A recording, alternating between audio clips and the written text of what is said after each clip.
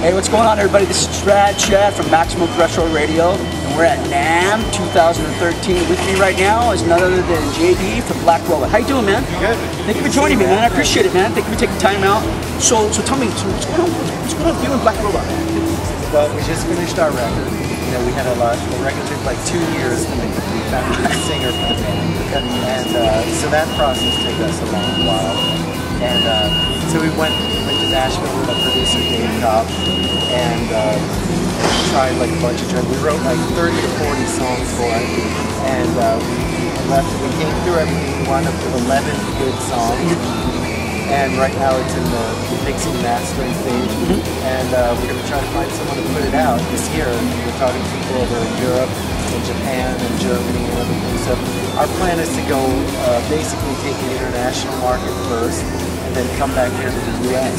because the international market's really strong. Do you think? I'm sorry, cut you off. Do you think that bands like, especially your band, it's not getting enough love in the U.S. That's why you got to go to the international? And well deserved, they should get love out here. I mean, that's what bugs me. I think it's becoming more and more like that. Where bands have to shop international. Yeah, I think if you're serious and if you want to become a worldwide band, what happens is you get out there and you start penetrating the market out there. In the U.S., people have too much other shit to listen to. You know, you have Justin Bieber, you have all the other stuff. Yeah, like it's pretty sad that we're turned on to pop and not like rock, classic rock. You know what I mean? It's frustrating that's what we're turned on to more. You know, not like Black Robot. Labels really like hip hop. They like immediate shit. They like that. But you go to Europe and people really care about music. They want to hear it. They want to get into it. Exactly. They want to know. And so I think this thing is a good idea to kind of spread ourselves out, like start planting some seeds out there, coming back here and just working that type of route. Right on, man. Right on. It's like I said, it's frustrating to me. I love music. I grew up around music.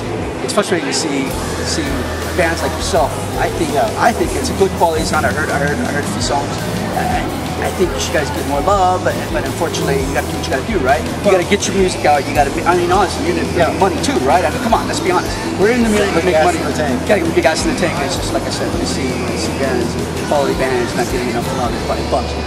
Well, we have a brand new singer now. You know, so the way we looked at it, we're kind of we're starting to launch the part two. You know, Iron Maiden they started out with Paul Di'Anno, and then they got Bruce Dickinson. Yeah, right. So we're in the place where we know we have a great record, and it doesn't matter how long it takes. Like if immediately out the box, like you put a record out and it might go online, and then you hope that people come to your little page and all that stuff. Yeah. But pretty much like you got to get on stages, you got to get in front of people, and you got to like shake them out of their attention. Yeah. Everybody's looking at their cell phone or their iPad. Exactly. You got to like really get their attention. You got to put the phone down and listen to the music. Exactly. You'll enjoy it. Trust me. It's not. So you mentioned a new lead singer. Yeah. The gentleman's name? Jeremy. And I went through a whole thing about finding a singer because my guitar player Andy and I, we wanted to accomplish something a little bit deeper. We wanted to go a little further on this record. So we went out and I made a million calls. I called a lot of professionals that are out there. Everybody's engaged or it's like really good. Family life. They got 20 kids. Oh, yeah. They don't put a book on. They don't put a book down and read. I mean, I got snubbed by a couple guys. Yeah. I got a couple guys that I thought, oh, they're not really exactly what I want. Yeah. And they were snubbed. But I went on YouTube and I found a guy who found Jeremy there, and I saw some of the stuff and I heard him sing, and he's got great pipes. And we interviewed him, and then obviously he clicked. Yeah. What's his background a little bit? Want to share it? He played in a bunch of bands. He's from the Long Beach area. Okay. He played in a lot of bands, and he was just actually finishing up a project. He made a great record with his last band, and he wound up being free. So my timing was perfect. And I think the sound of his voice and the sound of the music that he had, it just kind of lined up. Right on. So what do we, as for future, what are we talking about with Black Robot? Obviously you said you're making some music. Yeah. So what are we talking about? Drop dates for albums or anything? Well, I think we're going to start sprinkling some material out there. We're going to put a couple of little songs out there on our Facebook page, Black Robot, and we're gonna start putting a couple of streams, or maybe we'll just start releasing a couple more songs. Then we're gonna go out to Europe probably in March, and as soon as we get out to Europe, we're gonna start nailing down a deal and tour dates. You obviously want to be in North America, obviously. Yeah, exactly. But we'll probably do a couple weeks in Europe, and then come back and start looking for the slots, and just start start the process. Awesome.